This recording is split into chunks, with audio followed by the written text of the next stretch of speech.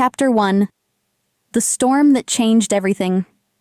The coffee mug shattered against the marble floor of the executive office, sending ceramic shards skittering across the pristine surface like fallen stars. Isla Morrison's hands trembled as she stared at the mess, her heart hammering against her ribs with a violence that made her dizzy. Not now. Please. Not now. Miss Morrison?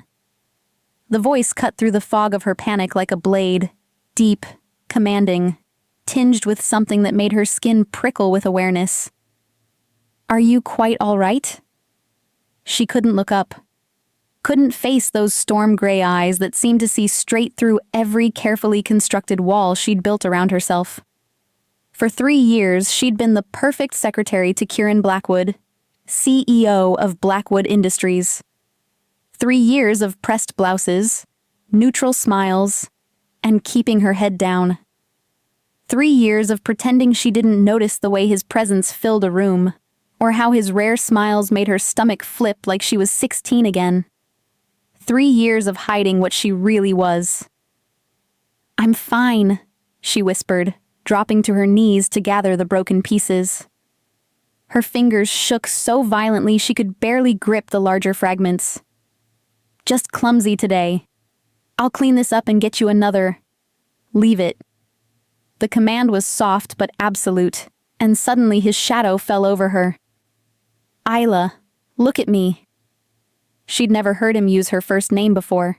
In all their professional interactions, she'd been Miss Morrison, a careful distance that had kept them both safe.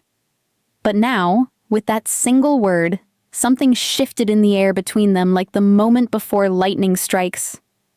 Slowly, she raised her eyes. Kieran Blackwood was everything the business magazines said he was. Devastatingly handsome in that sharp-edged way that spoke of old money and older secrets. Dark hair that looked like he'd been running his fingers through it. A jawline that could cut glass. And those eyes. God, those eyes that seemed to hold storms and shadows in equal measure. But today, something was different. Today, he was looking at her like he'd never seen her before. Like she was a puzzle he was desperate to solve. "You're bleeding," he said, his voice strangely rough. She glanced down at her palm where a thin line of red welled from where she'd gripped a shard too tightly. "It's nothing. Just a scratch." "It's not nothing." Before she could protest, he was kneeling beside her on the expensive Persian rug, his larger hands carefully taking hers. The moment their skin touched, electricity shot up her arm, and she gasped. He went perfectly still. For a heartbeat, neither of them moved. The storm outside chose that moment to unleash its fury against the floor-to-ceiling windows, rain lashing the glass like tears. The lights flickered, and in the brief darkness she could have sworn she saw something wild flash in his eyes. Something that made every instinct she possessed scream both run and stay. "Kieran?" His name slipped out without permission. Barely a whisper. His grip on her hand tightened almost imperceptibly. And when he spoke, his voice was different. Rougher. Hungrier. "What are you?" The question hit her like a physical blow. She tried to pull away, but his hold was gentle, yet immovable. "I don't know what you mean." "Yes, you do." His thumb traced over the cut on her palm with a tenderness that made her breath catch. "Your scent? It's different today. Changed. Like ... He paused, nostrils flaring slightly as he breathed her in. Like wildfire and mountain snow. Panic clawed up her throat. He couldn't know. No one could know what she'd been running from for the past 5 years. What she'd been hiding behind suppressants and carefully controlled emotions and a human life that had never quite fit. "I should go," she breathed, scrambling to her feet. "It's late, and the storm isn't safe." He rose with predatory grace, moving to block her path to the door. "The roads will be flooded. You should stay." "Stay?" The word came out higher than she intended. "Stay here. alone with him, while whatever was happening to her body made her feel like she was coming apart at the seams. While his presence seemed to call to something deep inside her that she'd spent years trying to bury. There are guest rooms on the 15th floor. His voice was carefully controlled now, but she could see the tension in the line of his shoulders, the way his hands clenched and unclenched at his sides. I'll have security escort you. A crack of thunder shook the building, and the lights went out completely. In the darkness, she heard him curse under his breath. Words in a language she didn't recognize but somehow understood. The emergency lighting kicked in, bathing them in an eerie red glow that made his face look like something carved from shadow and flame. Isla. Her name was a warning, a plea, a promise all rolled into one. Whatever you're hiding, whatever you're running from, you don't have to face it alone. The kindness in his voice nearly broke her.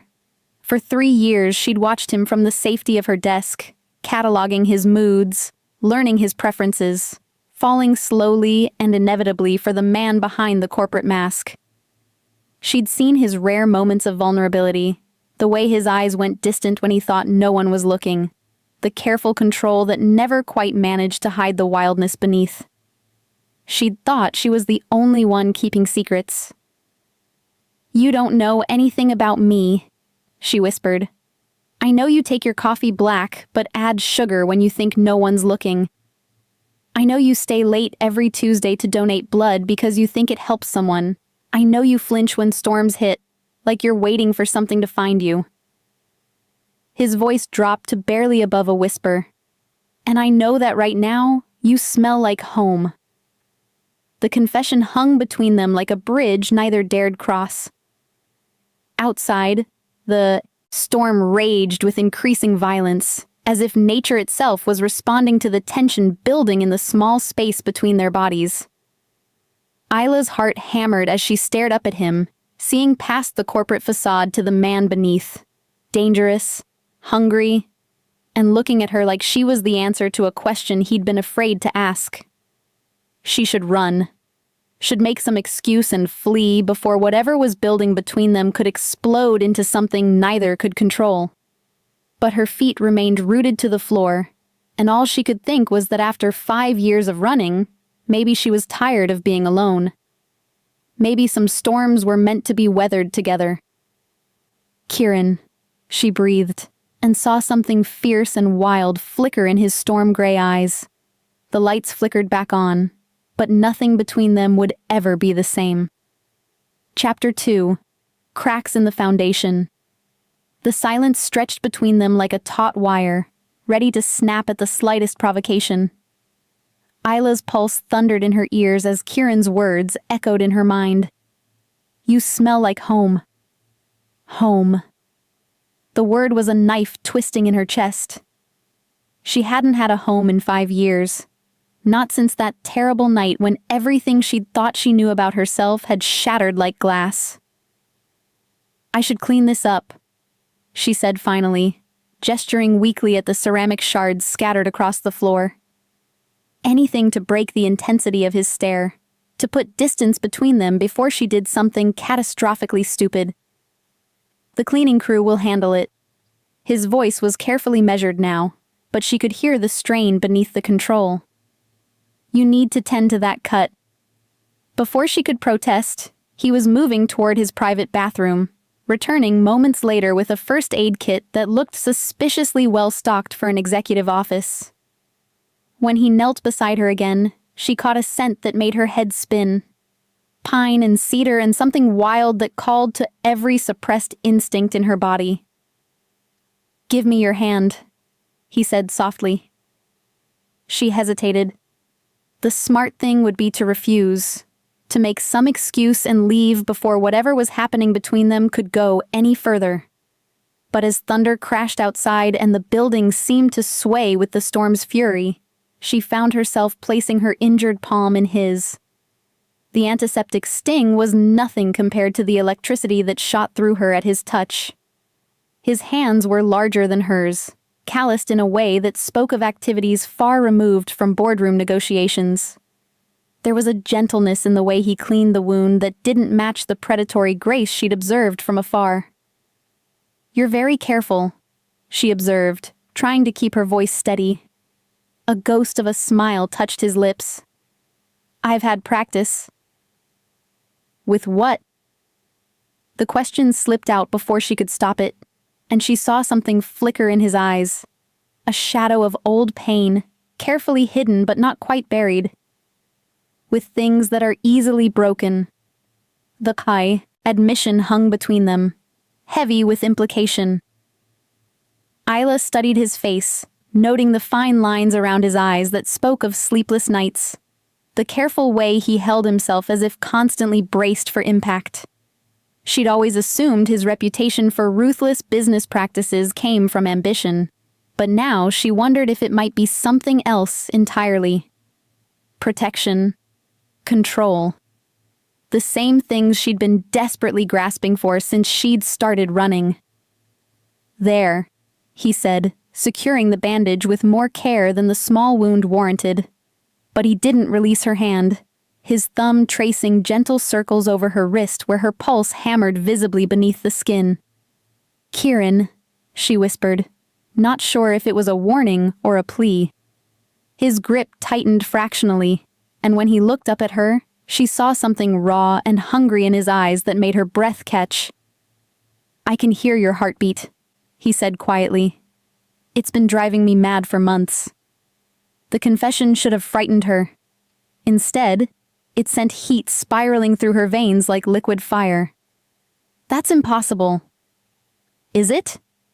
His voice dropped to barely above a whisper. "Tell me, Isla, what else is impossible?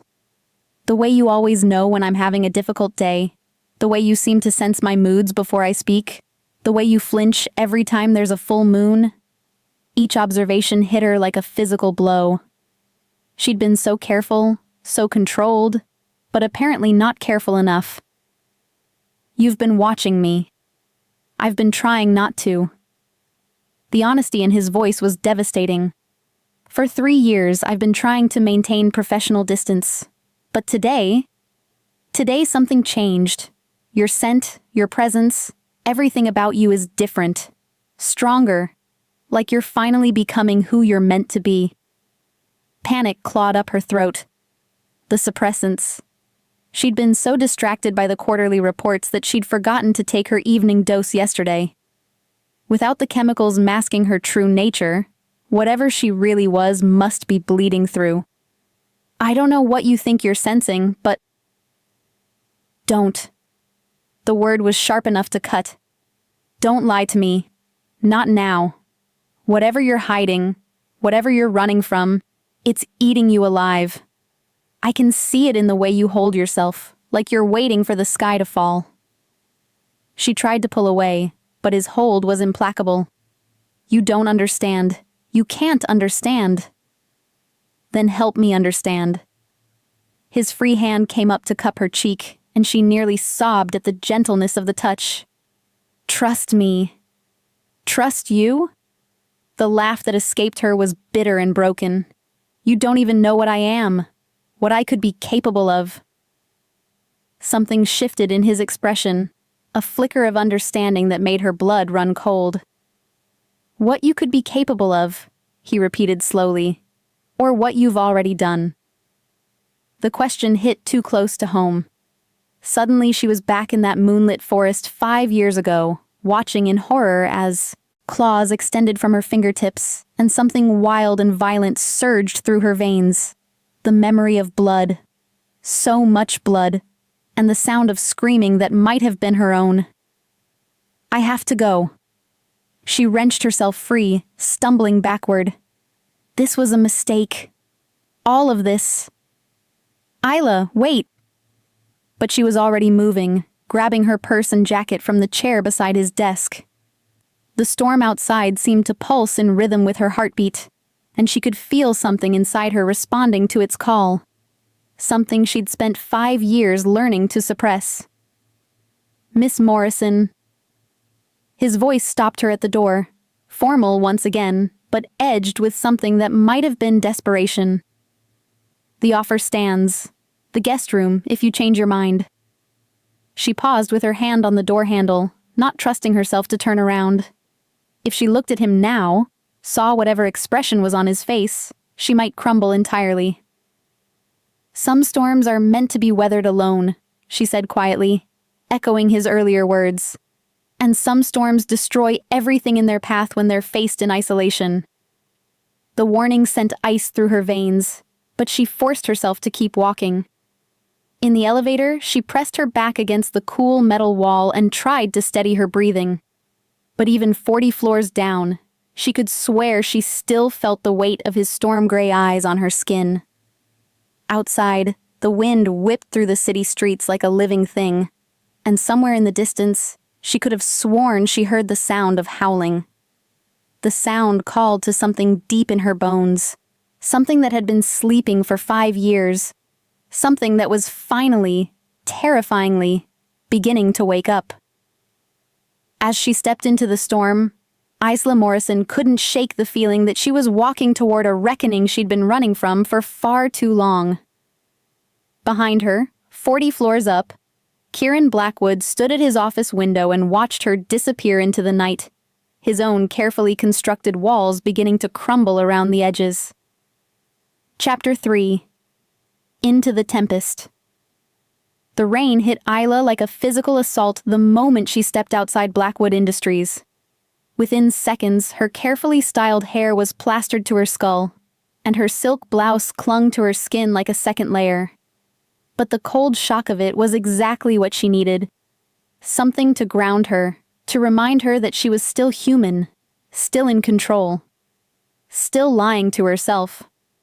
The streets were nearly deserted, most sensible people having taken shelter hours ago when the weather service issued storm warnings.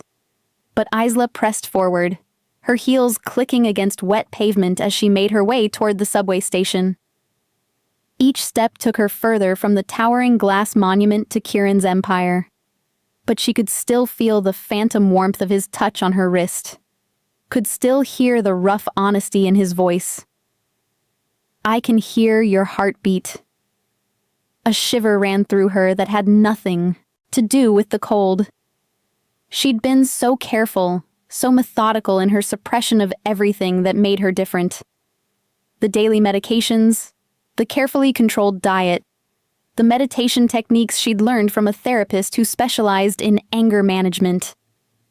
5 years of building a life so ordinary, so thoroughly human, that even she sometimes forgot what lay beneath the surface. But Kieran had seen through it all with those storm-gray eyes. The subway entrance loomed ahead, but as Isla reached for the railing, a sound froze her blood. Howling.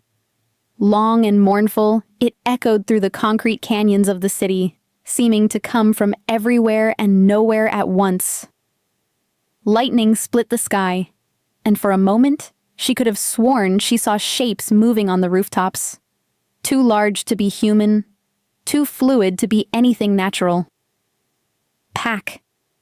The word whispered through her mind unbidden, carrying with it a rush of memories she'd spent years trying to bury. The scent of pine needles and damp earth. The feeling of belonging she'd thought she'd never experience again. The terrible, wonderful moment when she'd first felt the change beginning in her bones. Her phone buzzed. A text from an unknown number. The offer still stands. Top floor. K. She stared at the message, rain blurring the screen. How had he gotten her personal number? And more importantly, why did the idea of turning around and running back to him feel less like surrender and more like coming home? Another howl split the night, closer this time. Close enough that she could hear the longing in it, the call to something wild and free that she'd been denying for too long. Isla closed her eyes and tried to center herself the way her therapist had taught her. Count to 10. Breathe deeply. Remember that you are in control of your reactions. But the techniques that had worked for 5 years felt suddenly flimsy against the storm raging both outside and within her. When she opened her eyes, a man was standing at the far end of the street. He was tall and broad-shouldered, wearing dark clothes that seemed to absorb the streetlight rather than reflect it. But it wasn't his appearance that made her pulse spike. It was his scent. Even through the rain, she caught it. Musk and leather and something distinctly predatory that made every instinct in her body scream danger. The man tilted his head, studying her with an intensity that felt invasive. Then he smiled, and she caught a glimpse of teeth that seemed just a little too sharp. "Isla Morrison," he called out, his voice carrying impossibly well over the storm. "Finally showing your true colors, are we?" She took a step back, her hand instinctively reaching for the phone in her purse. But even as she did, she caught movement in her peripheral vision. Two more figures emerging from the shadows of side streets, flanking her with the practiced ease of hunters. "Who are you?" she demanded, surprised by the steadiness of her own voice. "Friends of the family," the first man replied, taking a casual step closer. "Your real family, the one you've been running from for 5 years." The world seemed to tilt beneath her feet. "I don't know what you're talking about." "Of course you do." His smile widened, and there was nothing human in it now. "Did you really think you could hide forever? That the suppressants would mask your scent permanently?" He inhaled deeply, his nostrils flaring. "You smell like home, little wolf, like pack, like everything you've been denying." The same words Kieran had used, but from this man's mouth, they sounded like a threat rather than a promise. Isla's heart hammered against her ribs as pieces clicked into place. The howling she'd been hearing, the shapes on the rooftops, the way her body had been changing despite the medications. "The lunar convergence is in 3 days," the man continued conversationally, as if they were discussing the weather rather than something that made Isla's blood run cold.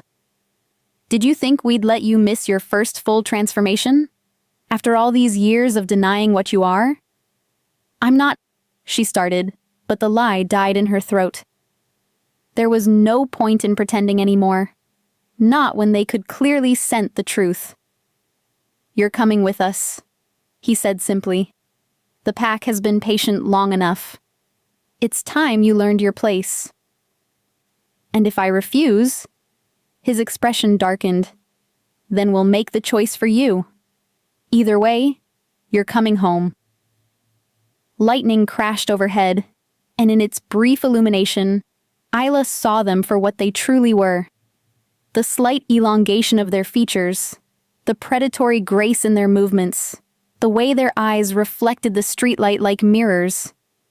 They were like her, the thing she'd been running from, the nature she'd been suppressing. But they were also everything she feared about losing control. "Isla." The voice cut through the storm like a blade, and she spun to see Kieran standing in the entrance of his building, still 40 floors down, but somehow commanding the entire street with his presence. His suit jacket was gone, his white shirt clinging to his frame, and there was something different about the way he held himself. Something dangerous. "Step away from her," he said quietly, but his voice carried with absolute authority. The first man laughed. "Well, well, Kieran Blackwood, I wondered when you'd show yourself." He turned that predatory smile on Kieran. "This doesn't concern you, Alpha." "The girl belongs to us." Alpha. The word sent shock through Isla's system, but even as her mind reeled, she felt something inside her respond to Kieran's presence. The wild thing that had been clawing at her walls all evening settled slightly, as if recognizing something familiar in him. "She belongs to no one," Kieran replied, and there was iron in his voice now. "Least of all a pack of rogues hunting in my territory without permission." The tension in the air became suffocating. Isla found herself caught between two forces she didn't understand. Two sides of a world she'd tried to leave behind. The pack that claimed her by blood, and the man who seemed to claim her by something deeper. Something that felt remarkably like fate. Chapter 4. Territorial Lines. The air between the two groups crackled with tension so thick Isla could taste it on her tongue, metallic and sharp, like the moment before lightning strikes. She stood frozen in the middle of the street, rain streaming down her face, caught between forces she was only beginning to understand.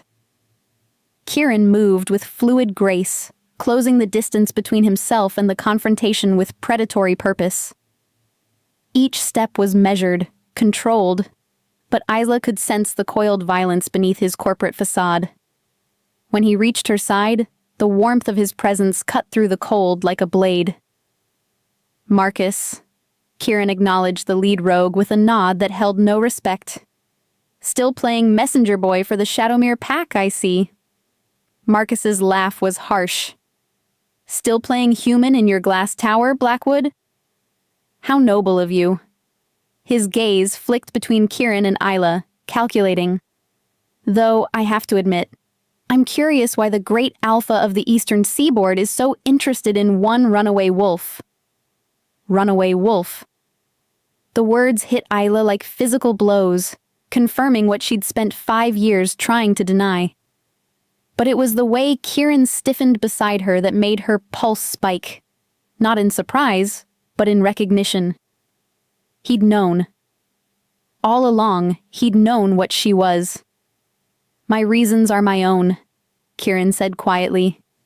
"What matters is that she's under my protection now." Protection? Marcus's smile turned vicious. From what? Her own nature? Her own blood? He addressed Isla directly, his voice taking on a coaxing tone. "You can't run forever, little sister. The Shadowmere pack raised you, trained you, gave you everything. And this is how you repay that loyalty? 5 years of radio silence?" "I never asked for any of it." Isla found her voice, though it came out rougher than intended. "I never asked to be what I am." "None of us did," Marcus replied. "But we make the best of it. We embrace it. We don't spend years pumping ourselves full of suppressants and pretending to be something we're not." His nostrils flared. "Do you have any idea what those chemicals are doing to you? What happens when your body finally rejects them?" A chill ran down Isla's spine that had nothing to do with the rain. "What do you mean?" "The convergence is in 3 days," Marcus continued, ignoring Kieran's warning growl. 3 days until the strongest lunar pull in a century. Your body is already preparing, whether you want it to or not. I can smell it on you. The change beginning. The suppressants won't hold much longer. Isla's hand instinctively went to her abdomen, where she'd been feeling strange cramping sensations for the past week. She'd attributed it to stress, to irregular meals, and too much caffeine. But now, what happens if I don't? If I can't control it? She whispered. "That's what we're here for," Marcus said gently. "Pack helps pack. Family helps family. You don't have to face this alone." "She's not alone." Kieran's voice cut through the false comfort like ice. "And she's not going anywhere with you." Marcus's expression hardened. "You have no claim here, Blackwood. She's Shadowmere blood. She belongs with us. She belongs wherever she chooses to belong." Kieran stepped slightly in front of Isla, a subtle but unmistakable claiming of space. "And I don't see her choosing to go with the pack that let her run scared for 5 years without lifting a finger to help." "Help?" Marcus snarled. "We gave her space. We respected her choice to deny her nature, even as it went against everything we believe. But there are limits to patience. The convergence won't wait for her emotional readiness." "Then perhaps you should have prepared her better," Kieran replied coldly. "Instead of letting a child face her first transformation alone and traumatized." The words hung in the air like an accusation, and Isla saw something flicker in Marcus's eyes. Guilt, maybe, or regret. It was the first crack in his confident facade. "You don't know anything about what happened," Marcus said, but there was less conviction in his voice now. "I know enough." Kieran's hand found Isla's elbow, steadying her as another wave of cramping hit. I know she was 18 and terrified. I know she lost control and someone got hurt. And I know your pack's solution was to give her some meditation techniques and expect her to figure out the rest on her own. Isla stared at him in shock. How could he possibly know details she'd never told anyone? Details she'd buried so deep she sometimes convinced herself they were nightmares rather than memories. The girl needs proper guidance, Marcus insisted. She needs to learn control before the convergence, or what? Kieran's voice dropped to a dangerous whisper. Are you threatening her, Marcus? The two men faced each other across the rain-soaked street, and Isla could feel the power radiating from both of them. But where Marcus's energy felt wild and unpredictable, Kieran's was controlled, focused, like a perfectly balanced blade. I'm stating facts, Marcus replied. An uncontrolled transformation during a lunar convergence can be volatile, dangerous, to her and to anyone nearby. Then it's fortunate she won't be uncontrolled. Kieran's certainty was absolute. She'll have proper guidance, just not from you. Marcus studied them both for a long moment, his gaze lingering on the protective way Kieran positioned himself, on the way Isla unconsciously leaned into his stability. Interesting, he murmured finally. Very interesting indeed. He stepped back, gesturing to his companions. We'll be watching Blackwood. If she hurts someone, anyone, during the convergence, her blood is on your hands. I can live with that. Marcus smiled, sharp and predatory. Can she? With that parting shot, the three rogues melted back into the shadows as suddenly as they'd appeared, leaving only the scent of wet concrete and danger behind. Isla's knees nearly buckled with relief, but Kieran's steady grip kept her upright. For a long moment, neither of them spoke, the weight of revelations settling between them like stones. You knew, she said finally, her voice barely audible over the rain. All this time, you knew what I was. Yes. Why didn't you say anything? He turned to face her fully, and the raw honesty in his eyes made her breath catch. Because you weren't ready, and because... He hesitated, then seemed to come to some internal decision. Because I was hoping you'd trust me enough to tell me yourself. Trust. The word tasted bitter. That's rich, considering you've been keeping secrets too. Yes, he admitted simply. I have. The rain continued to fall around them, washing away the last pretense between them. When Kieran spoke again, his voice was soft but carried clearly over the storm. Come back with me, Isla. Let me help you through this. Let me teach you what your pack should have taught you years ago. And what's that? That being what we are isn't something to fear. It's something to embrace. Carefully, safely, but embrace nonetheless. Isla looked up at him, at this man who'd been her anchor for 3 years without her realizing it, who'd known her secrets and protected her anyway, and felt something inside her chest crack open. What are we, Kieran? She whispered. His smile was gentle and fierce all at once. That, my dear Isla, is what we're going to find out together. Chapter 5. Sanctuary of Secrets. The elevator to the penthouse seemed to take forever, each floor passing in weighted silence. Isla stood pressed against the far wall, hyper-aware of Kieran's presence beside her, of the way his wet shirt clung to his frame, of the controlled power that radiated from him like heat from a furnace. Alpha. The word echoed in her mind, carrying implications she was only beginning to understand. 3 years she'd worked for him, cataloging his moods, anticipating his needs, and never once had she suspected the truth. How many times had she sat across from his desk, taking dictation, while something wild and powerful watched her from behind those storm-gray eyes? Your heart is racing, he observed quietly, not looking at her. Wouldn't yours be? The words came out sharper than intended. I just found out my boss is some kind of supernatural pack leader, and apparently I'm about to undergo a transformation that could hurt people if I can't control it. You won't hurt anyone. His certainty was absolute, infuriating in its confidence. How can you possibly know that? Because I won't let you. The elevator doors opened with a soft chime, revealing a hallway she'd never seen before. This way. Kieran's penthouse was nothing like she'd imagined.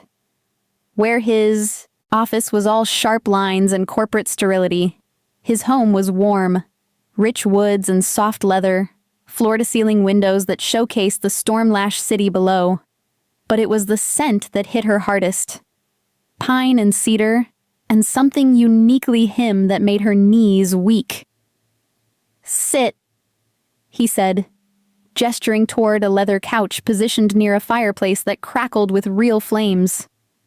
"You're shivering." She hadn't realized she was. The adrenaline crash was hitting her now, leaving her feeling hollow and unsteady. She sank onto the couch, hyper-aware of how her wet clothes clung uncomfortably to her skin.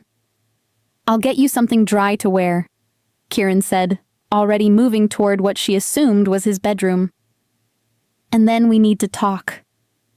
Alone for the first time since this nightmare began, Isla allowed herself to really process what had happened. The rogue pack members who'd known her by name, the transformation they'd mentioned, the way her body had been changing despite the suppressants she'd religiously taken every day for 5 years. She pressed her hands to her abdomen, where the cramping had intensified during the confrontation. It felt like something inside her was trying to claw its way out, something that had been dormant for too long. "Here." Kieran's voice made her jump. He stood beside the couch holding a soft gray sweater and dark jeans. "The bathroom is down the hall if you want privacy." The kindness in his voice nearly undid her. For 3 years, she'd maintained professional distance, never allowing herself to truly see him as anything more than her employer. But now, faced with his gentleness, his protection, his willingness to help her through something he had no obligation to handle, she felt walls crumbling that she'd spent years building. "Why are you doing this?" she whispered. He paused in the act of building up the fire, his broad shoulders tensing. "What do you mean?" "Helping me, protecting me from Marcus and his pack. You barely know me." "Don't I?" He turned to face her and there was something vulnerable in his expression. 3 years, Isla. 3 years of watching you bring me coffee exactly the way I like it without being asked. 3 years of seeing you stay late to help with projects that aren't your responsibility. 3 years of noticing how you flinch during storms, how you take the stairs instead of the elevator during full moons, how you go pale whenever the news mentions animal attacks. Each observation hit her like a physical blow. She'd thought she'd been so careful, so controlled. "You've been cataloging my weaknesses." "I've been cataloging your tells," he corrected gently. "Because from the moment you walked into my office for that interview, something in me recognized something in you. I just couldn't put a name to it until tonight." "And what would you call it now?" His eyes met hers across the firelit room, and the intensity in them made her breath catch. "Home." The word hung between them, heavy with implication. It was the same thing he'd said earlier, the same thing Marcus had used to try to lure her back to the pack. But from Kieran's lips, it didn't sound like a cage. It sounded like a promise. "I should change," she said, needing distance before she did something irreversible like crossing the room and finding out what it would feel like to be held by someone who knew her secrets and accepted them anyway. Isla. Her name was a soft command that stopped her at the bathroom door. "Whatever you're afraid of, whatever happened 5 years ago, we'll face it together. You're not alone anymore." In the bathroom, she stared at herself in the mirror while stripping out of her soaked clothes.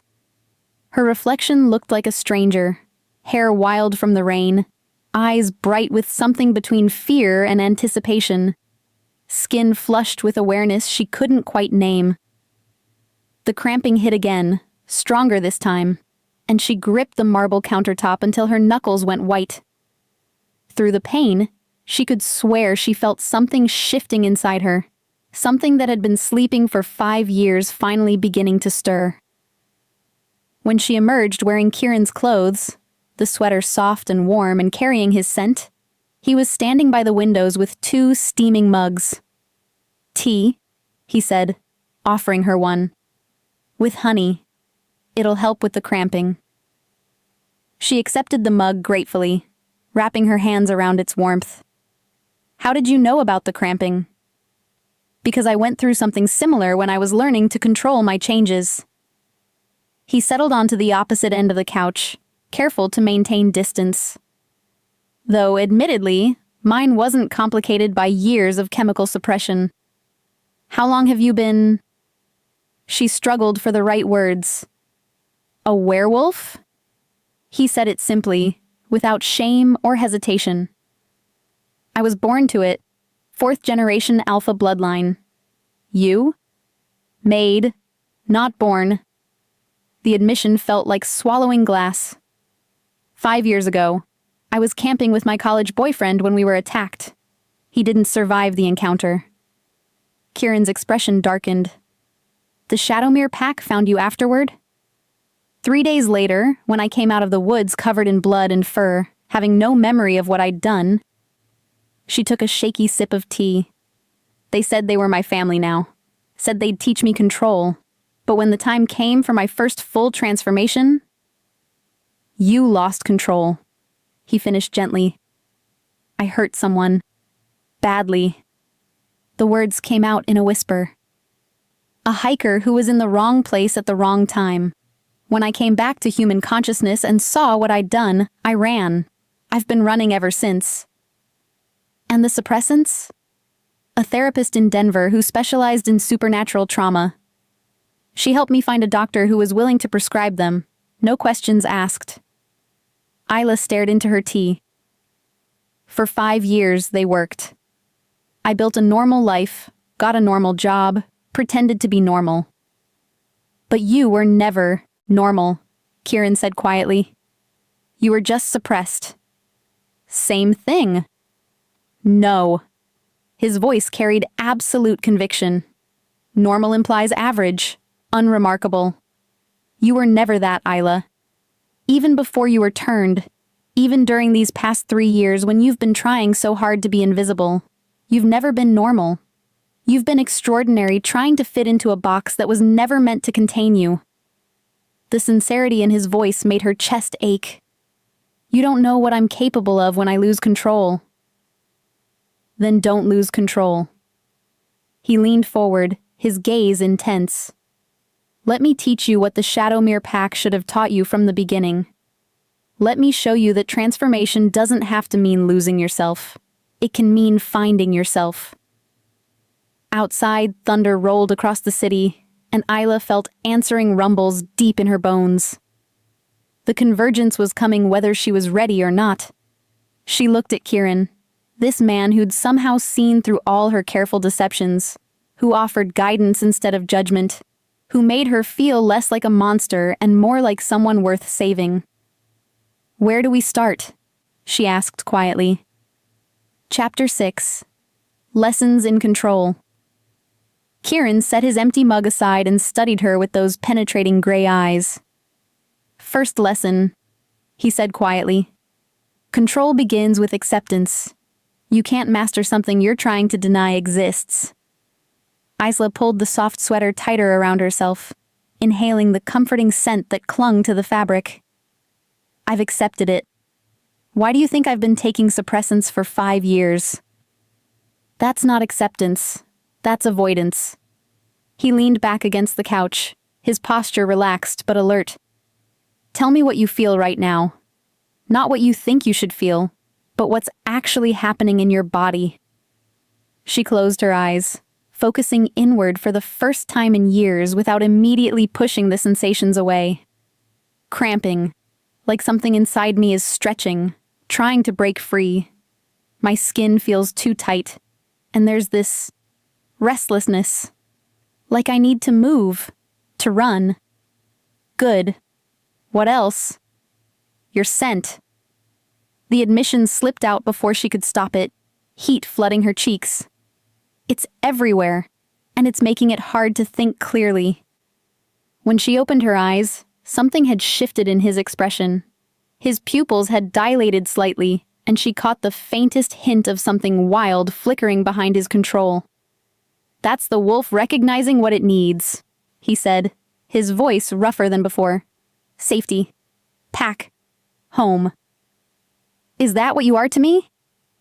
The question came out barely above a whisper. "I don't know yet." His honesty was both reassuring and terrifying. "But I know what you are to me." She waited, hardly daring to breathe. "You're someone worth protecting, worth saving, worth helping find her way back to herself." He stood abruptly, as if the confession had cost him something. "Come on, we're going to start with breathing techniques." "Breathing?" She followed him to the center of the room, where he moved the coffee table aside to create an open space. "That's your grand plan for preventing me from losing control and mauling innocent people? Breath is life, Isla. It's the bridge between human consciousness and wolf instinct. When you panic, what happens to your breathing?"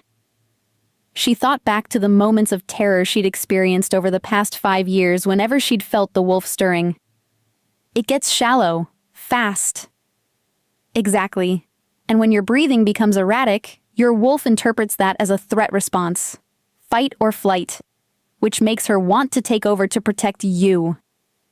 He positioned himself across from her, his movements graceful and sure. But if you can control your breathing, you can control the transition between states of being. States of being? Human. Wolf. And the space in between where most of the damage happens. He sat cross-legged on the plush carpet, gesturing for her to mirror his position. The Shadowmere pack probably told you that transformation is about dominance, about forcing the wolf to submit to human will. Something like that. She remembered the brutal training sessions, the alpha wolves who'd pinned her down until she'd learned to suppress every instinct that made her different. They said if I couldn't control the wolf, she'd control me. They were wrong. The quiet conviction in his voice made her look up sharply. The wolf isn't your enemy, Isla. She's another part of you. The goal isn't to dominate her, it's to integrate her. To find harmony between both aspects of your nature. The concept was so radically different from everything she'd been taught that it took her a moment to process. How? We start with breath. Close your eyes and match my rhythm. His voice took on a hypnotic quality, low and soothing. In for 4 counts, hold for 4, out for 6. She tried to follow his lead, but her mind kept racing. What if this didn't work? What if the convergence triggered another violent episode? What if she hurt him the way she'd hurt that hiker 5 years ago? You're thinking too much. His voice was patient but firm. Feel, don't think. What does your wolf want right now? To run, she said immediately. To be outside in the storm. To dot. She hesitated, then forged ahead. To be close to you. Then we'll work with that instead of against it. When she opened her eyes, he had moved closer, close enough that she could feel the warmth radiating from his body. Give me your hands. The moment their palms touched, electricity shot up her arms. But instead of the chaotic energy she'd expected, there was something stabilizing about the connection. Her breathing naturally slowed to match his, and the cramping in her abdomen eased slightly. Better? He asked. How are you doing that? Alpha presence. It's not about dominance. It's about creating a safe space for other wolves to exist without feeling threatened. His thumbs traced gentle, circles over her wrists. Your wolf recognizes me as someone who can protect the pack.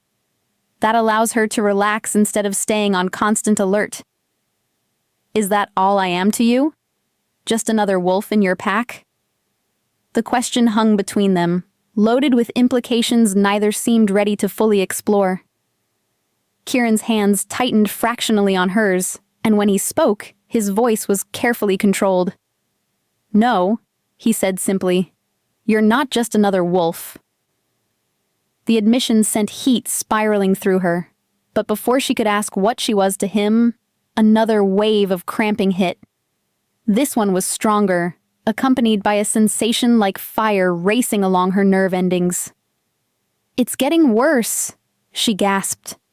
"It's getting closer to the surface. That's not the same thing." He helped her to her feet, steadying her when she swayed. "Walk with me." He led her to the windows that overlooked the storm-ravaged city. Lightning split the sky as they watched, and Isla felt an answering pulse deep in her bones. "The convergence is calling to every supernatural creature within 100 miles, Kieran explained. "Your body is preparing whether you want it to or not. The question is whether you'll let fear drive the process or take control of it yourself." "What if I can't? What if I'm not strong enough?" He turned to face her fully, his hands coming up to frame her face with a gentleness that made her breath catch. "You survived a turning that killed your boyfriend. You've lived for 5 years suppressing a fundamental part of your nature. You've built a life from nothing and maintained control despite being completely untrained. You're stronger than you think, Isla. You just need to stop being afraid of your own power." The sincerity in his voice, the warmth of his touch, the way he looked at her like she was something precious rather than dangerous. It all combined to crack something open inside her chest. For the first time in 5 years, she allowed herself to consider the possibility that being a werewolf didn't have to mean being a monster. "What happens if this works?" she whispered. "If I learn control, if I survive the convergence, what then?" "Then you get to choose who you want to be. Human, wolf, or something beautifully in between." His smile was soft and fierce all at once. "But that's a decision for after we get through the next 3 days."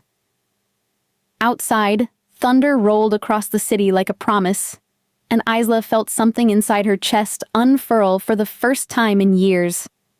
It might have been hope. Or it might have been the beginning of her transformation into something she'd never imagined she could become. Either way, with Kieran's hands warm against her skin and his storm-gray eyes full of unwavering faith in her strength, she thought she might finally be ready to find out. Chapter 7.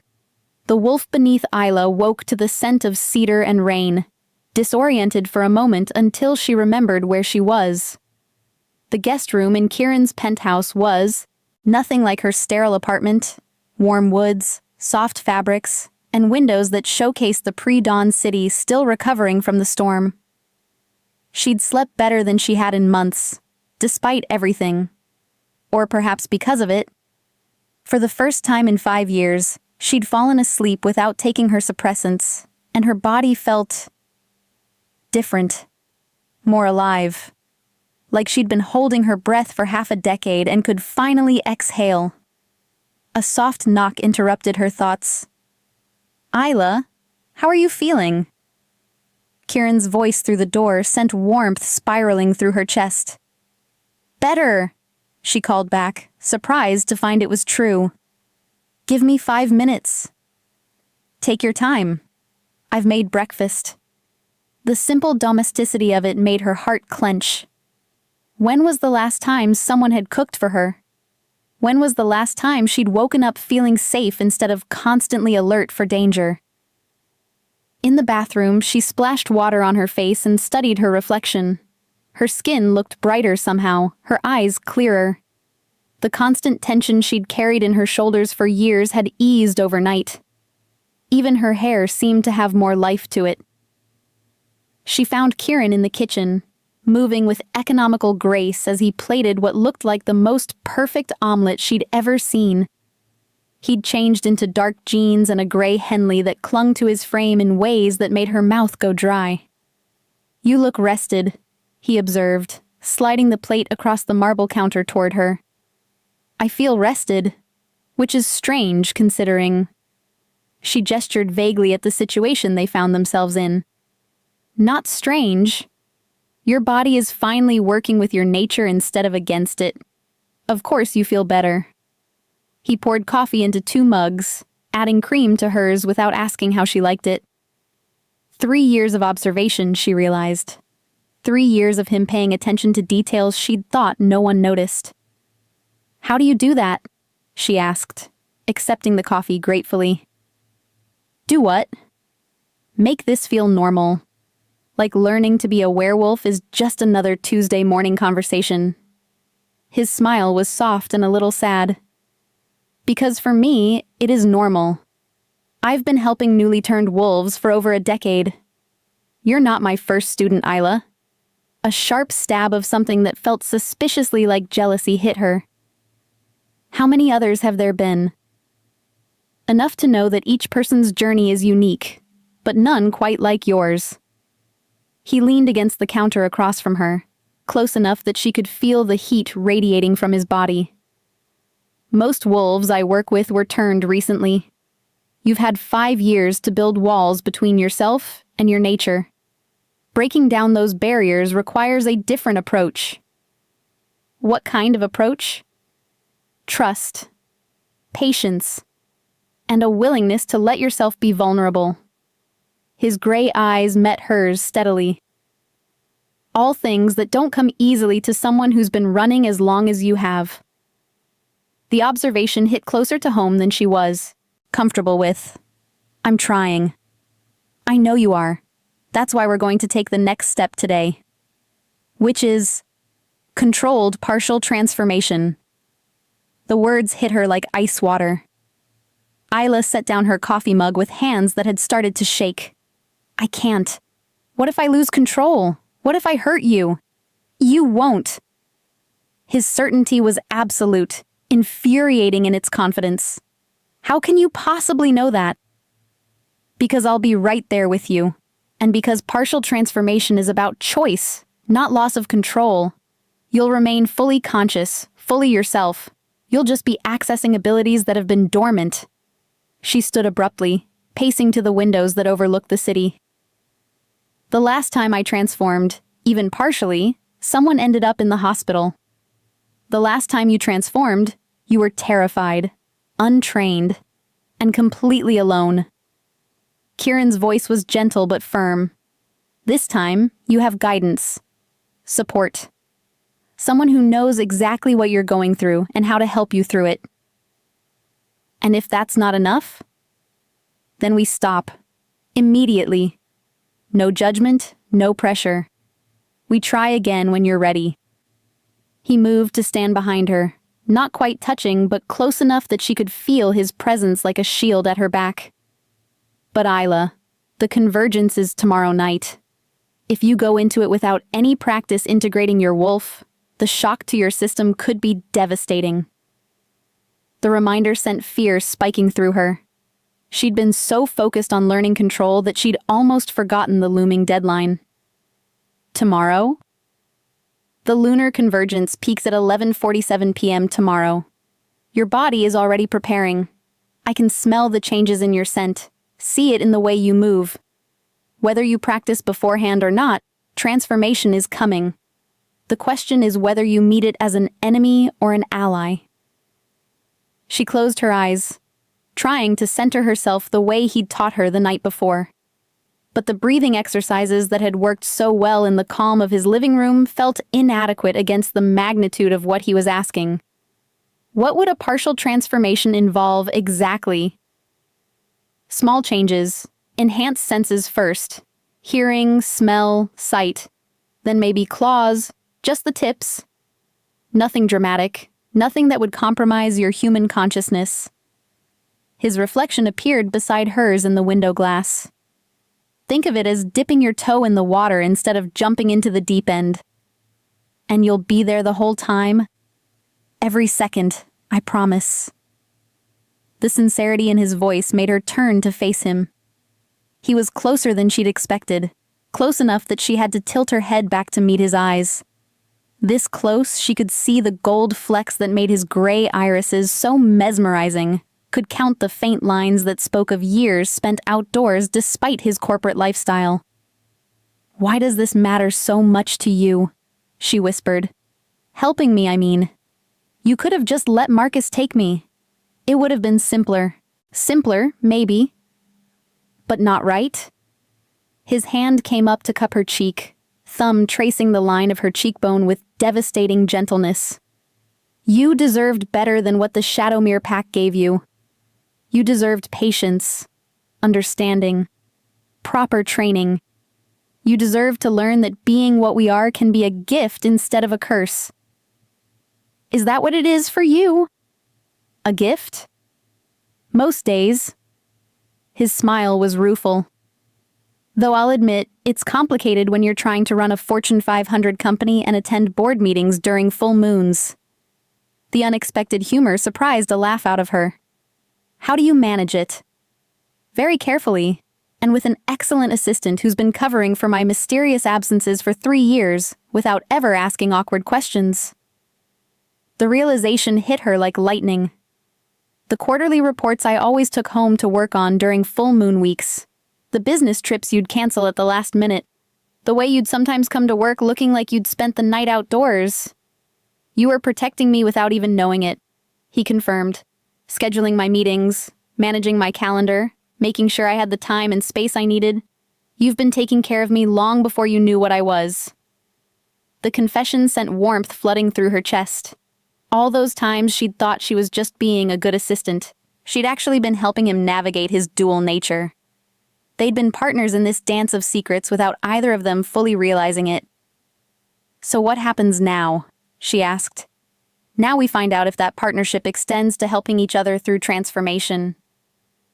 His thumb traced across her lower lip, and she felt her breath catch. "Are you willing to try?"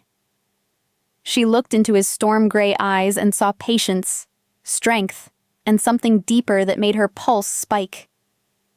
For 5 years, she'd been alone with her fears.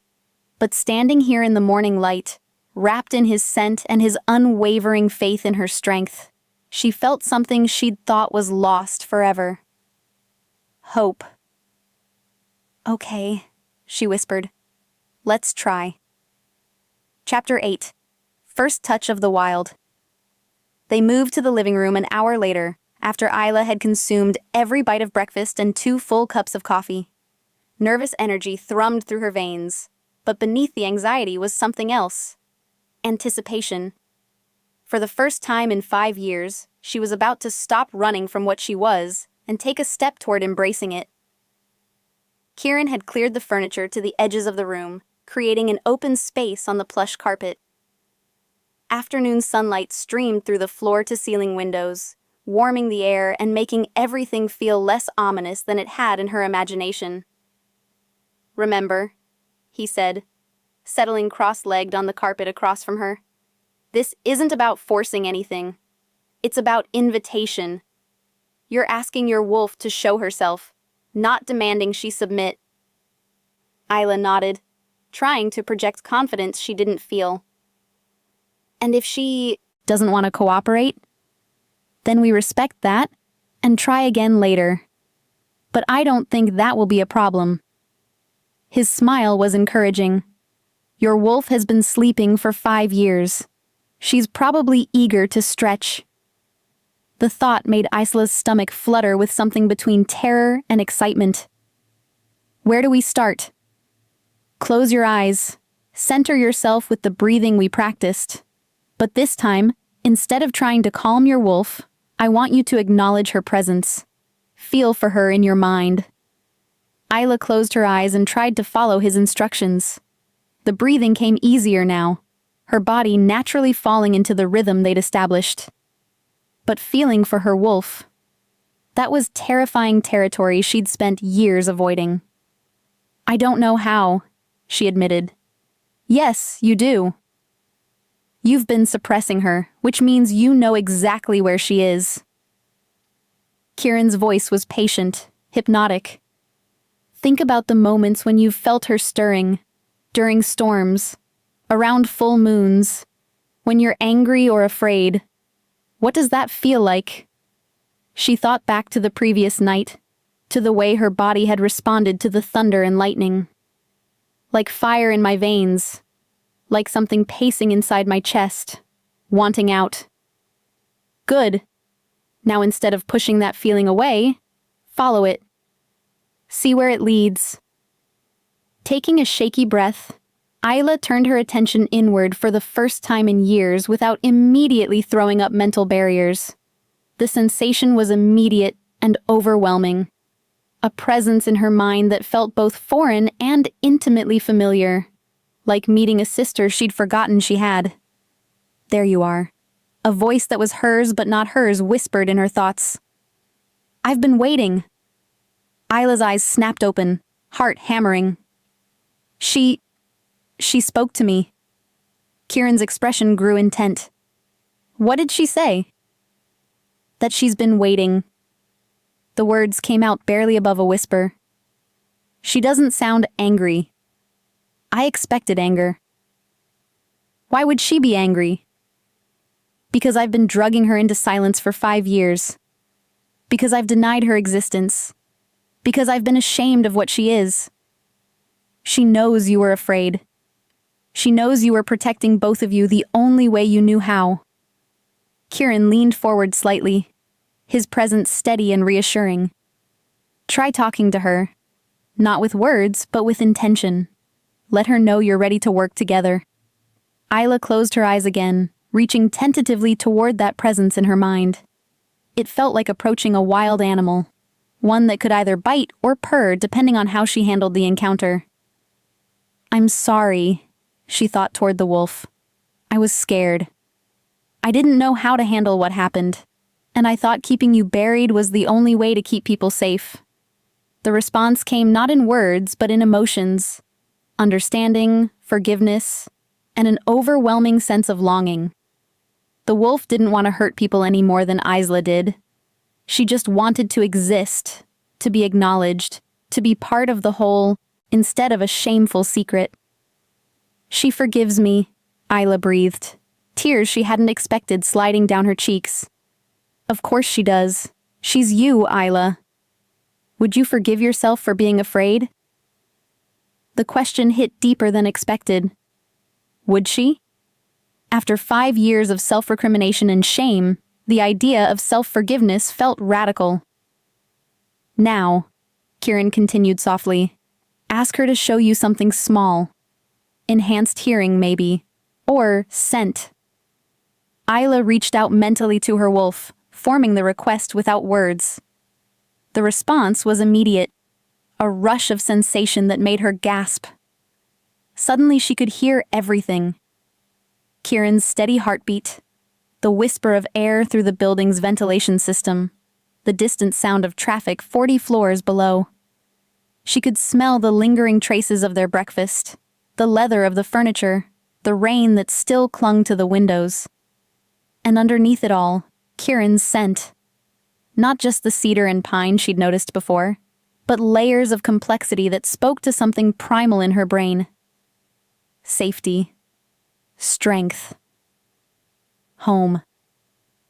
How do you feel? He asked, and she could hear the careful control in his voice, the way he was monitoring her reaction. Overwhelmed, but good overwhelmed? Like I've been walking around half deaf and half blind without realizing it. She opened her eyes, and even her vision seemed sharper, colors more vivid. Is this how you experience the world all the time? More or less.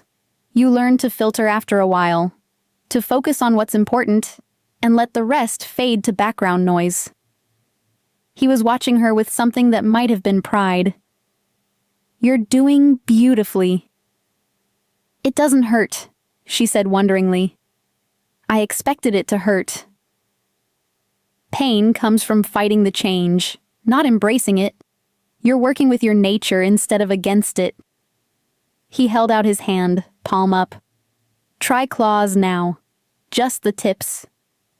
This request felt more dangerous, more reminiscent of that terrible night 5 years ago. But her wolf's presence in her mind was calm, controlled, nothing like the wild panic she remembered from her first transformation. Isla focused on her fingertips, asking her wolf to show her what she was capable of. The sensation was strange. Not painful, but definitely foreign. A slight burning, a sense of extension, and then she looked down to find her nails had extended into sharp, curved claws. Not the terrifying talons from her nightmares, but elegant instruments that looked almost natural on her hands. "Perfect," Kieran said softly. "Now try retracting them." The retraction was easier than the extension, her claws sliding back into normal fingernails with barely a thought. "I can't believe how simple that was," she breathed. "Because you're not fighting yourself anymore. You're integrating." He reached out slowly, giving her plenty of time to pull away, and took her hands in his. How does it feel to touch someone while partially transformed? The contact sent electricity shooting up her arms, but it was different now. More intense, more immediate. She could feel his pulse through his palms, could sense the careful control he was exercising over his own wolf. "You're holding back," she realized. "I'm being careful. There's a difference." "Show me," she said impulsively. "I want to see your wolf." Something flickered in his eyes. Surprise, maybe, or hunger. "Isla punto punto. Please, I've been vulnerable with you. Let me see who you really are." For a long moment, he just looked at her. Then something shifted in his expression, a subtle relaxation of the iron control he maintained. His canine teeth elongated slightly, and his eyes took on an otherworldly gleam. The scent of him intensified, becoming wilder, more primal. But it was the way he looked at her that stole her breath, like she was something precious and dangerous all at once, something worth protecting and worth claiming. "This is who I am," he said quietly, his voice rougher now. "Human and wolf, civilized and wild. Does it frighten you?" She studied his partially transformed features, the subtle changes that revealed the predator beneath the businessman's facade. She should be afraid. Every rational part of her mind said she should be terrified. Instead, she felt a deep, bone-deep recognition. This was her alpha, her guide, her... "No," she whispered. "It doesn't frighten me at all." His smile revealed those elongated canines, and something hot and primal flashed in his eyes. "Good," he said softly. "Because tomorrow night, you're going to need to trust this side of me completely." The reminder of the convergence sent a shiver through her, but for the first time since this all began, it wasn't entirely from fear. Tomorrow night, she would face her first full transformation in 5 years. But she wouldn't face it alone. Chapter 9. The space between the rest of the day passed in a blur of practice and discovery. Kieran guided Isla through increasingly complex partial transformations, enhanced reflexes that made her feel like she was dancing with gravity, night vision that turned shadows into detailed landscapes, and an acute sense of smell that revealed the emotional states of everyone in the building below. By evening, she felt more connected to her body than she had in years. More whole. The constant tension she'd carried since her turning had melted away, replaced by a sense of rightness that went deeper than mere comfort. "You're a natural," Kieran observed as they took a break on his terrace, the city spread out below them like a glittering tapestry. "Most wolves take weeks to achieve the level of control you've mastered in a single day." Isla stretched her arms above her head, marveling at the fluid grace her body had found. "Maybe I just had a good teacher. Or maybe you were never as out of control as you thought you were." He leaned against the railing beside her, close enough that she could feel the warmth radiating from his skin. "Fear has a way of distorting our perception of events." The observation hit closer to home than she was comfortable admitting.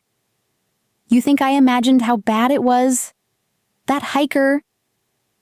I think a terrified 18-year-old girl who'd just lost her boyfriend and undergone a traumatic transformation might not be the most reliable narrator of her own story. His voice was gentle but firm, especially when the only people around to help her process the experience had their own agenda. What do you mean? The Shadowmere Pack has a reputation for harsh training methods, breaking down newly turned wolves and rebuilding them in the pack's image. It's effective for creating obedient soldiers, but devastating for individual growth. He turned to face her fully. Tell me exactly what they told you about that night. Isla wrapped her arms around herself, suddenly cold despite the warm evening air. That I'd lost control completely. That I'd gone feral and attacked without provocation. That if they hadn't found me when they did, I might have killed someone else. And how much of that night do you actually remember? Almost nothing, just fragments, blood, screaming, the taste of copper in my mouth. She shuddered. When I woke up 3 days later, they filled in the blanks. Convenient. Kieran's voice had taken on a hard edge. And the hiker's injuries? Severe lacerations to his arm and shoulder. He survived, but... She trailed off, noticing the way Kieran's expression had shifted. What is it? Lacerations to the arm and shoulder, he repeated slowly. Not the throat or chest, where a feral wolf would instinctively target. Not life-threatening areas. What are you saying? I'm saying that a wolf who'd truly lost control, who'd gone completely feral, doesn't leave survivors. The fact that you injured but didn't kill suggests you retained more awareness than the Shadowmere Pack led you to believe. The possibility hit her like a physical blow. But I felt so out of control, so violent. Of course you did. You'd just watched your boyfriend die, probably felt responsible for not being able to protect him. You were grieving, traumatized, and experiencing your first transformation with no guidance. Anyone would have felt out of control. He reached out slowly, taking her hands in his. But there's a difference between feeling out of control and actually being out of control. Isla stared at him, trying to process the implications of what he was suggesting. 5 years of shame, 5 years of believing she was a monster barely contained by suppressants and willpower. What if it had all been built on a foundation of lies? Why would they tell me it was worse than it was? Because frightened wolves are easier to control. If you believed you were one moment away from becoming a mindless killer, you'd be grateful for their guidance, dependent on their structure. You'd never question their methods or consider leaving the pack. Except I did leave. Because despite their best efforts, you're stronger than they gave you credit for. His thumbs traced circles over her knuckles. You trusted your instincts over their propaganda. That takes courage. The validation should have felt good, but instead it left her reeling. 5 years, she whispered. 5 years of thinking I was a monster. You're not a monster, Isla. You never were. His voice was fierce with conviction. You're a wolf who was never properly taught what that means. There's a difference. Before she could respond, a new scent hit her enhanced senses. Something sharp and familiar that made her wolf stir uneasily. She turned toward the terrace entrance just as her phone buzzed with an incoming text. The message was from an unknown number. Beautiful evening for a hunt. See you tomorrow night. M. Marcus, she breathed, showing Kieran the screen. His expression darkened as he read the message. He's close. I can smell him now, too. How close? Close enough to be watching us. Kieran's body had shifted into a state of alert readiness, every line of him radiating controlled menace. Close enough to be a problem. Isla's hard-won confidence wavered. What does he want? You. And now that he's seen how well you're progressing, he wants you more than ever. Kieran moved to shield her from the sightlines of the surrounding buildings. A wolf who can achieve your level of control with minimal training? That's a valuable asset to any pack. I'm not an asset. I'm a person. I know that. You know that. But Marcus sees things differently. He guided her back inside, immediately moving to close the curtains and check the security system. The convergence is tomorrow night. He's running out of time to claim you before you're fully bonded to... He stopped abruptly. Bonded to what?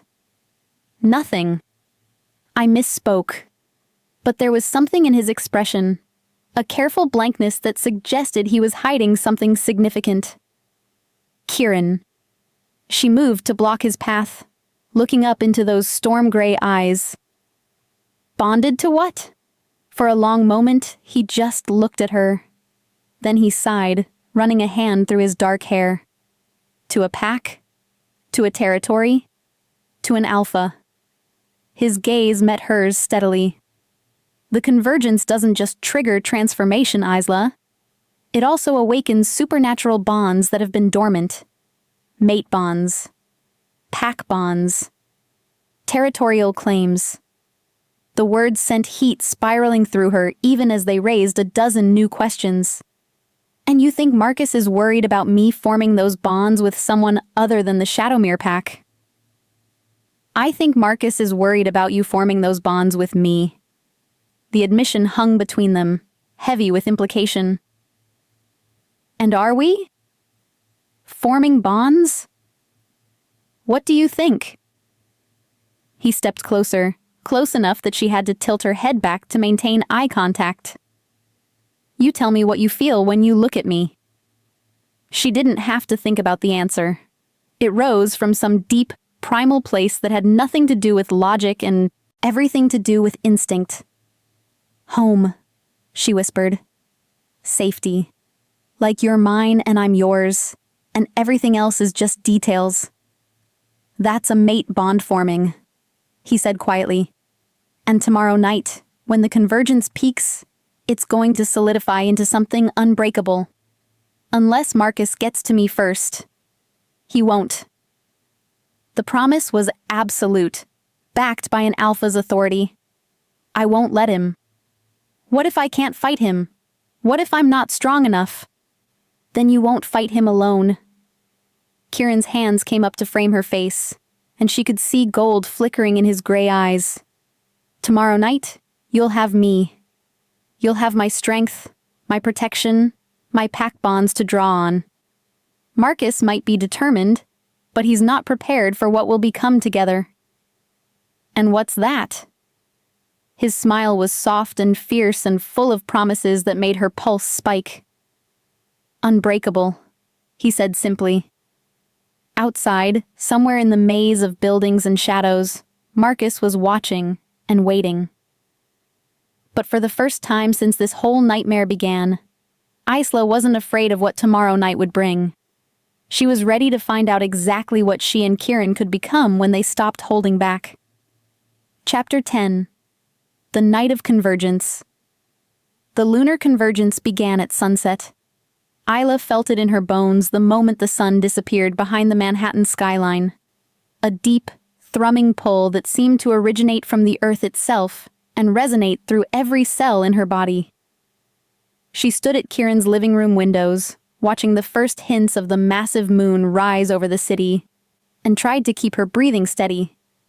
It started, she said, her voice barely above a whisper. Kieran moved to stand behind her, close enough that she could feel the heat radiating from his body, the careful control he was exercising over his own response to the convergence. How do you feel? Like I'm coming apart at the seams, like every nerve ending is on fire. She pressed her palms against the cool glass, seeking relief from the fever building under her skin. Is this normal? For someone experiencing their first guided transformation? Yes. His hands settled on her shoulders, and the contact sent electricity shooting through her already hypersensitive nervous system. Your body is remembering what it was meant to be. The moon climbed higher, impossibly large and bright, seeming to pulse with an energy that called to something deep in Isla's DNA. She could hear howling in the distance, other wolves responding to the same ancient call. But beneath the symphony of the wild, she caught something else that made her blood run cold. "They're coming," she breathed. Kieran's hands tightened on her shoulders. "I know. I can smell them." "How many? 6? Maybe 7? His voice was grim. Marcus brought reinforcements. The security system chimed softly, and Kieran moved to check the monitors. On the screens, Isla could see figures moving through the building's lobby, not employees who would have used keycards, but intruders who'd somehow bypassed the front desk. "They're in the building," Kieran said, his voice taking on the hard edge of command. "We need to move." "Move where?" "This is the top floor." "The roof." He was already in motion, pulling gear from a hidden closet she'd never noticed before. "I have a backup plan." "What kind of backup plan?" "The kind that involves trusting me completely." He handed her a dark jacket and boots. "Put these on. We're going to transform, and we're going to do it together." The idea sent panic spiking through her. "Kieran, I've never done a full transformation. What if I lose control? What if I hurt you?" "You won't." He cupped her face in his hands, forcing her to meet his eyes. "Look at me, Isla. Really look at me." She did, and what she saw there steadied her more than any words could have. Absolute faith. Unwavering confidence. The kind of trust she'd spent 5 years believing she didn't deserve. "You are not the frightened girl who lost control 5 years ago," he said quietly. "You are a strong, capable woman who has learned to integrate both sides of her nature. You are my equal, my partner, and my mate. And together, we are unbreakable." The elevator chimed in the distance. Their pursuers were rising through the building, probably taking the express route to the penthouse. They had minutes, maybe less. "Okay," Isla breathed. "What do I need to do?" "Follow my lead, trust your instincts, and remember that transformation isn't about losing yourself. It's about becoming more yourself than you've ever been." He led her to the stairwell that accessed the roof, his movements fluid and sure. "The convergence will make the change easier, more natural. Let it carry you instead of fighting it." They climbed the stairs quickly, Isla's enhanced hearing picking up the sound of forced entry 40 floors below. By the time they reached the roof access door, she could feel the transformation beginning whether she willed it or not. Her skin felt too tight. Her bones ached with the promise of change, and her vision had sharpened until she could see every detail of the moonlit cityscape spread out below. "It's happening," she gasped, doubling over as the first wave of true transformation hit her. "I know. I'm right here." Kieran's own change was more controlled, but no less dramatic. She watched in fascination as his features shifted, becoming wilder, more predatory. His eyes took on an otherworldly gleam, and when he smiled, she caught the flash of elongated canines. "Don't fight it. Let it flow through you." The pain she'd expected never came. Instead, there was a sense of rightness, of coming home to herself after years of exile. Her bones stretched and reformed, her muscles expanded, and her senses exploded into hyperclarity. But through it all, she remained herself. Isla Morrison, secretary turned werewolf, woman who'd found her place in the world by accepting all the parts of herself she'd tried to deny. When the transformation completed, she stood on 4 legs for the first time in 5 years and felt nothing but power. "Beautiful," Kieran's voice came through their mental link, and she turned to see him in his wolf form, massive, dark-furred, with those same storm-gray eyes that had captivated her in human form. "You're absolutely beautiful." The mental connection was new, intimate in a way that made her soul sing. She could feel his emotions, his thoughts, the bone-deep satisfaction he felt at seeing her fully transformed and in control. The bond, she realized, understanding flooding through her. This is what you meant about mate bonds. Among other things, he confirmed, moving to stand beside her. Are you ready to show Marcus what happens when he threatens what's mine? The roof access door burst open before she could respond, and 6 wolves poured onto the rooftop, larger than her, more experienced, led by Marcus in a form that spoke of decades of transformation experience. So beautiful, Marcus's mental voice was oily, invasive in a way that made her skin crawl. And so wasted on a corporate alpha who's forgotten what it means to be wild. I haven't forgotten anything, Kieran replied, his mental voice carrying absolute authority. But you've forgotten the most important rule of pack dynamics. Which is, never threaten an alpha's mate. What happened next was less a fight than a demonstration. Kieran moved with fluid grace and devastating efficiency, his corporate restraint replaced by pure predatory instinct. But what surprised Isla was her own response. Instead of cowering or losing control, she found herself moving in perfect synchronization with him, their bond allowing them to anticipate each other's actions with supernatural precision. They weren't just fighting as individuals. They were fighting as a mated pair, and the difference was devastating. Within minutes, Marcus's pack was retreating, their leader limping and bloodied, his confident superiority replaced by something that looked remarkably like fear. This isn't over, Marcus snarled as his pack melted into the shadows. Yes, Kieran replied quietly. It is. As the last of the intruders disappeared into the night, Isla found herself alone on the rooftop with her mate, the moon overhead blessing their union with silver light. The transformation back to human form was as natural as the change to wolf had been, leaving her standing naked and unashamed in Kieran's arms. How do you feel? He asked, his voice rough with emotion. She considered the question seriously. For the first time in 5 years, she felt whole, complete. Like all the broken pieces of herself had finally found their way back together. Free, she said simply. His smile was radiant. Good. Because this is just the beginning.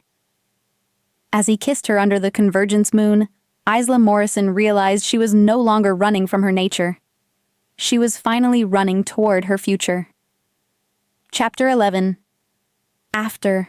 The storm dawn found them wrapped in each other's arms on Kieran's living room couch, watching the sun paint the Manhattan skyline in shades of gold and rose. Isla had never felt so at peace in her entire life, sated, complete, and utterly transformed in ways that went far beyond the supernatural. The mate bond hummed contentedly between them, a warm presence in the back of her mind that made her feel less alone than she had since childhood. Through it, she could sense Kieran's emotions, satisfaction, protectiveness, and an overwhelming tenderness that made her chest ache in the best possible way. No regrets? He asked softly, his fingers tracing lazy patterns along her bare shoulder. About which part? The transformation? The bond? Or the fact that I'm probably going to need a new job since sleeping with my boss is generally frowned upon in corporate settings? His laugh rumbled through his chest, and she felt the vibration against her cheek. I think we can work something out. Perhaps a promotion is in order. To what? Director of Supernatural Affairs? Partner? He said simply, and the word carried weight that had nothing to do with business hierarchies. In every sense that matters. The offer sent warmth flooding through her. After 5 years of hiding, of feeling like she didn't belong anywhere, the idea of being truly partnered with someone who knew all her secrets and accepted them completely was almost too good to believe. What would that look like exactly? She asked, tilting her head to study his face in the morning light. However you want it to look. We could expand Blackwood Industries to include supernatural consulting, help other newly turned wolves, provide resources for integration. Or we could step back from the corporate world entirely, focus on pack building and territory management. His hand stilled on her shoulder. The choice is yours, Isla. All of it. And if I want both? The business side and the supernatural side? Then we do both. His smile was soft and sure. We have eternity to figure it out. Eternity. The word should have been overwhelming, but instead it felt like a promise. No more running, no more hiding, no more pretending to be something she wasn't. Just infinite time to explore who she could become with someone who understood both halves of her nature. Her phone buzzed from the coffee table, interrupting the peaceful moment. The screen showed a text from an unknown number, and Isla felt Kieran tense beside her as they both read the message. Congratulations on your bonding. The Shadowmere Pack wishes you well in your new life. Consider our business concluded. M. Well, Kieran said dryly. That's surprisingly gracious of him. You think he means it? I think Marcus is a survivor above all else. He knows when to cut his losses. Kieran sat up, pulling her with him. Besides, challenging a bonded pair is dangerous under the best circumstances. Challenging one with alpha blood is suicidal. Alpha blood? Something I should have mentioned earlier. He had the grace to look slightly sheepish. The mate bond doesn't just connect us emotionally and mentally. It also shares certain abilities. You now have access to alpha authority, alpha strength, alpha healing. You're not just my mate. You're my equal in every way that matters. The revelation should have been shocking, but somehow it felt right. She'd felt the change during their confrontation with Marcus, the way power had flowed through her like electricity through a conduit. She'd attributed it to adrenaline and desperation, but now she understood it was something far more permanent. How long have you known? She asked. Known that you had alpha potential? Since the first day you walked into my office and somehow made me completely reorganize my filing system without saying a single word about how disorganized it was. His grin was boyish and completely unrepentant. I've been waiting 3 years for you to figure out your own power. And you never said anything? Would you have believed me? 3 days ago, you thought you were a monster barely held in check by pharmaceuticals. If I'd told you then that you were actually a natural alpha who'd been suppressed by a manipulative pack, you'd have had me committed. He had a point. Even now, with the evidence of her own abilities fresh in her memory, it was hard to reconcile this new understanding of herself with the woman who'd spent 5 years in hiding. So what happens now? She asked. Do we need to register with some supernatural authority? File paperwork with the werewolf equivalent of the IRS? Nothing so bureaucratic, but we should probably make some social calls. Let the other packs in the territory know there's a new mated pair in the city. Establish diplomatic relations, that sort of thing. He paused, studying her expression. Unless you'd rather avoid the supernatural community entirely. We could relocate somewhere more isolated. No. The answer came without hesitation. I've spent 5 years hiding from what I am. I'm done with that. If I'm going to be a werewolf, I want to be a werewolf. Pack politics and all. Even if it means dealing with territorial disputes and supernatural drama. Especially then. Someone needs to look out for the newly turned wolves who don't have the luxury of finding patient alpha mentors. Someone needs to make sure they get proper guidance instead of fear-based indoctrination. She met his eyes steadily. I want to be part of the solution. Pride flowed through their bond, warm and golden. Have I mentioned that I love you? The words hit her like lightning, sudden and illuminating. They hadn't said it yet, though the emotion had been implicit in everything they'd shared over the past few days. But hearing it spoken aloud, feeling the truth of it resonate through their supernatural connection, made it real in a way that stole her breath. I love you too, she whispered, the admission feeling like the final piece of a puzzle clicking into place. He kissed her then, slow and deep and full of promises for their future. When they broke apart, both of them were breathing hard, and Isla could feel the wolf stirring beneath her skin. not with panic or fear, but with contentment and desire. "I have a confession," she said against his lips. "What's that?" "I used to have fantasies about you. During our business meetings, I'd imagine what it would be like if you lost that perfect corporate control and showed me who you really were underneath." His eyes darkened, pupils dilating with interest. "And how does the reality compare to your fantasies?" "Better," she said honestly. "So much better than I ever imagined." "Good," he murmured, his voice taking on that rough quality that made her pulse spike. "Because I have a few fantasies of my own that we haven't explored yet."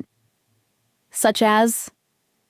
"Taking you to the pack house in the Catskills, showing you what it's like to run free in the mountains, making love to you under the stars where we don't have to worry about neighbors or noise complaints." The images he painted sent heat spiraling through her. "When do we leave?" "Whenever you're ready. We have all the time in the world. All the time in the world." After 5 years of living day to day, afraid to make long-term plans or form lasting connections, the promise of forever felt like the greatest gift imaginable. Outside, the city was waking up. Millions of people starting their days, most of them blissfully unaware that werewolves walked among them. But here, in this sanctuary they'd built together, Isla finally understood what home felt like. It wasn't a place. It wasn't even a person. It was the feeling of being completely known and completely accepted. It was the certainty that whatever challenges lay ahead, they'd face them together. It was love in its purest, most transformative form. And for the first time in her life, Isla Morrison was exactly where she belonged. Chapter 12.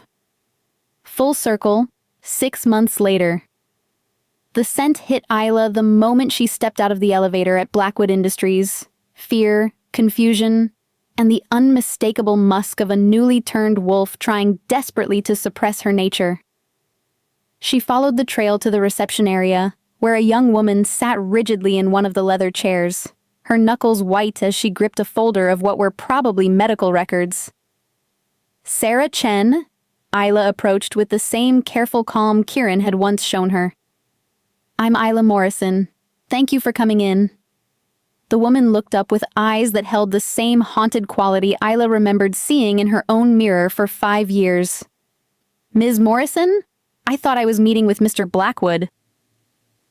"You are. I'm his partner." The word still sent a thrill through her, even after 6 months of using it. "We work together on all cases involving supernatural integration." Sarah's laugh was bitter and broken. "Is that what we're calling it? Integration?" She gestured to herself with shaking hands.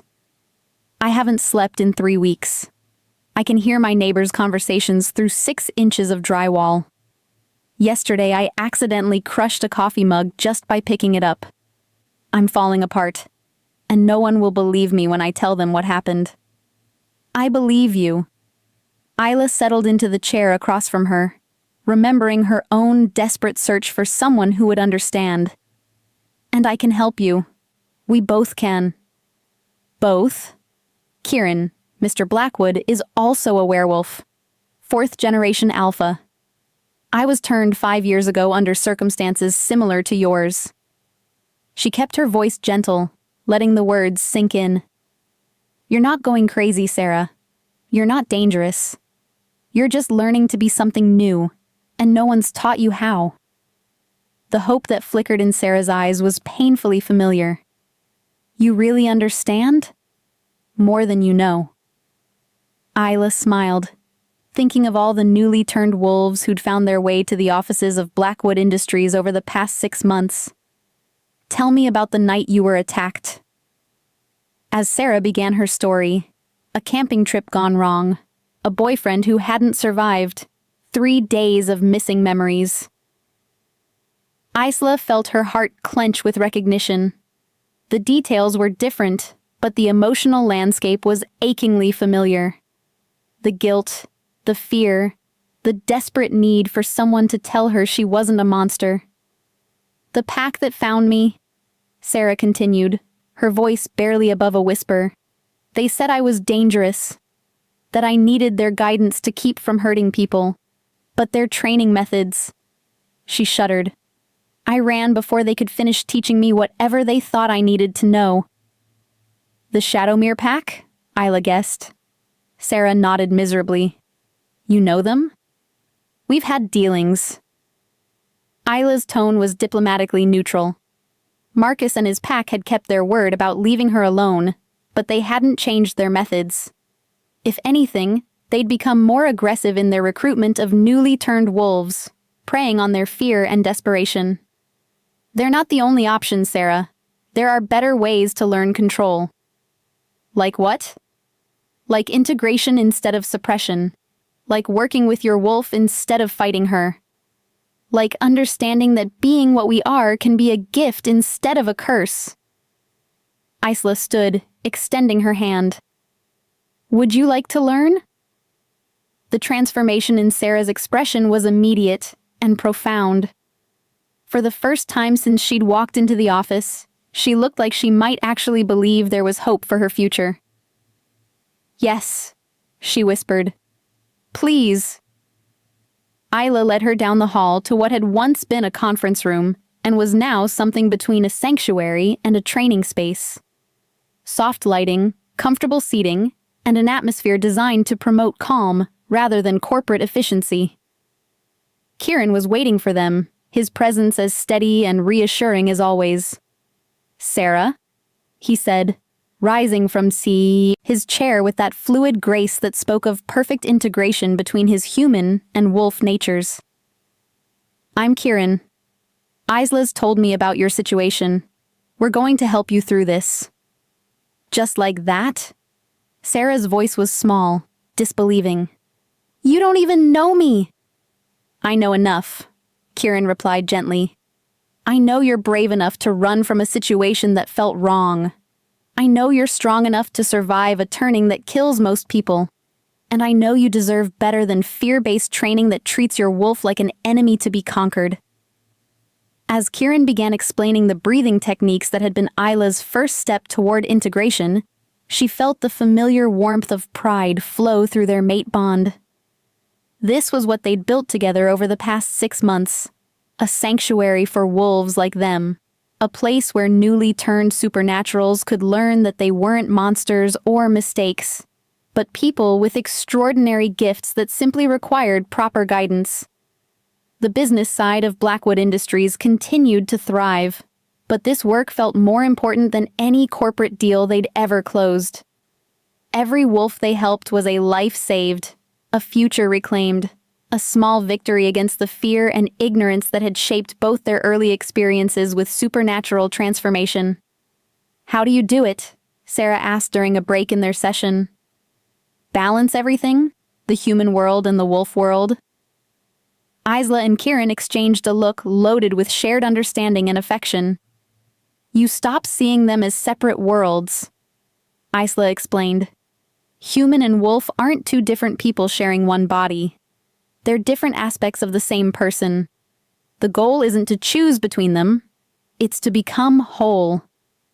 And it helps, Kieran added with a smile that made Isla's pulse skip, to have the right partner, someone who understands both sides of your nature and loves all of them equally. Sarah looked between them, noting the way they moved in perfect synchronization, the way their eyes found each other constantly.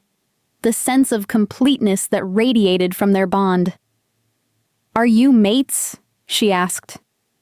We are, Isla confirmed, no longer shy about claiming what they'd built together. But that's not a requirement for integration. Some wolves find their balance in solitude, others in pack bonds, still others in human relationships with supernatural understanding partners. The key is finding what works for you. What works for us, Kieran corrected gently, is partnership, in every sense of the word. As the session continued, Isla found herself thinking about the journey that had brought them to this moment. 6 months ago, she'd been a terrified secretary running from her own nature, convinced she was a monster barely held in check by suppressants and willpower. Now she was a confident alpha female, co-running a supernatural consulting firm, helping other wolves find the integration and acceptance she'd once thought impossible. The transformation had been about more than just learning to shapeshift. It had been about learning to love herself, all of herself, and finding someone who could do the same. When Sarah left their offices 3 hours later, she looked like a different person. The rigid fear had been replaced by cautious hope, the desperate suppression by the first tentative steps toward acceptance. She had their direct phone numbers, an appointment for follow-up training, and most importantly, the knowledge that she wasn't alone. Another success story, Kieran observed as they watched her walk toward the elevators with something approaching confidence. Another life saved, Isla corrected. Another wolf who gets to discover what she's truly capable of instead of spending years hiding from herself. Speaking of discovering what we're capable of, Kieran moved to stand behind her, his arms wrapping around her waist in a gesture that had become as natural as breathing. I got the final permits for the packhouse expansion today. Construction starts next month. The residential wing for newly turned wolves, among other things. His voice took on a note of carefully controlled excitement. There's also going to be a nursery wing. Isla spun in his arms, her heart skipping at the implication. Kieran, I know we haven't talked about it specifically, but the way you are with the newly turned wolves, the way you nurture and protect them. His smile was soft and wondering. You're going to be an incredible mother, Isla. When we're ready. If we're ready. The future he painted sent warmth flooding through her. Little ones with storm-gray eyes and stubborn chins, teaching them to embrace both sides of their nature from the very beginning, building the kind of pack family she'd never thought she deserved. I love you, she said, the words carrying all the amazement she still felt at having found this life, this love, this sense of belonging she'd thought was lost forever. I love you too, he replied, kissing her with the same reverence he'd shown that first night under the convergence moon. My partner, my mate, my home. As evening painted the Manhattan skyline in shades of gold and crimson, Isla Morrison, alpha female, supernatural consultant, and woman who'd finally learned to love every part of herself, looked out at the city that had once felt like a hiding place, and now felt like the center of her universe. She'd spent 5 years running from her nature, convinced that being a werewolf meant being a monster. But standing in Kieran's arms, surrounded by the work they'd built together and the future they were planning, she finally understood the truth. Being a werewolf didn't make her a monster. It made her extraordinary. And extraordinary, she'd learned, was exactly what she was meant to be.